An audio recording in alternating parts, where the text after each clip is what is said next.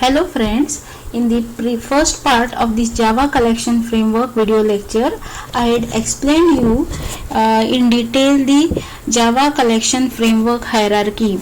In this part, I am going to explain you the various methods which are available in the three main interfaces which are the part of the Java collection framework hierarchy, that is collection interface, map interface and iterator interface. So let us first discuss the methods that are available in the collection interface. Now remember that all the collection classes must implement this collection interface. The classes which we had studied, such as array list, linked list or vector, all these classes must implement this particular interface, and this collection interface defines some of the methods which enables us to access the objects or the elements of the collections as described here. So for example, there is a method with the name add which takes the object O as the parameter. So this method will return true if that object is added to a specified collection. Then add all collection, add all with the parameter collection C. So this method will return true if the entire object of the collections are added to the specified collection. Then there is a clear method which removes all the elements from the specified collection. Then there is a contains method which takes a parameter as one of the object and it returns true if that collection contains the specified elements. Similarly, for example, there is a equals method which takes the parameter as object O and this will return true if that specified object matches with the object in the collection.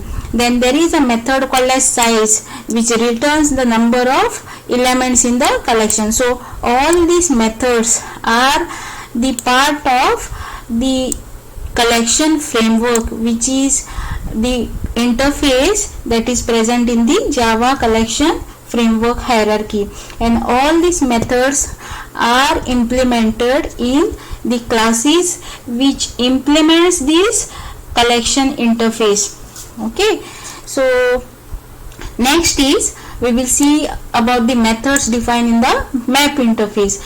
Now remember, map interface is used to map the unique keys to their values, and it allows us to view the elements as a collection of set of keys, then the collection of values and the mapping of those key value pair, right? Remember. Now like your collection interface, map interface also provides us with a set of methods. Okay, there are number of methods defined in the map interface which are implemented by different classes which we have studied, such as hash table, linked hash map table or tree map table class, etc. So there is a method called as clear which removes all the mappings of key value from the map. Then there is a method called as contains key which takes the parameter as object key which returns true if map contains the mapping for that particular key. Similarly, as the name suggests, the methods are easy to understand. For example, the method is empty. This method does not take any parameter and returns true if map contains no key value mapping. Then the method size also returns the number of key value mappings that are available in your map. Also put all method which takes one parameter, that is map t, copies all the specified key value pair from the specified map to the map which we are currently working with. Okay, then there is a method called as equals which takes one parameter called as object O. This will return true if the specified object maps with the object of the map interface. So these methods are easy, and all these methods are implemented by the classes which implements this map interface.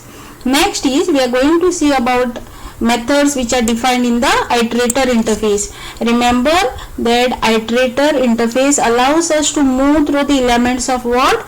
The collection, right? So it allows us to sequentially access and traverse the elements that are contained in the collection interface.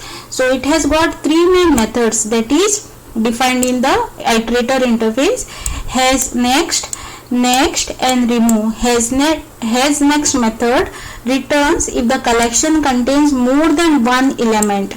Then this next method also doesn't take any parameters and it returns the next element from the collection, and the remove method removes the current element from the collection.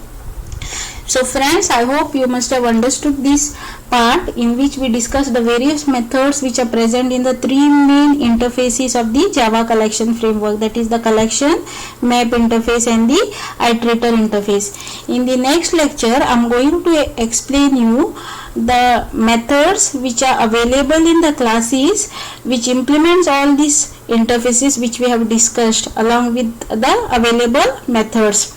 Till then, have a good day.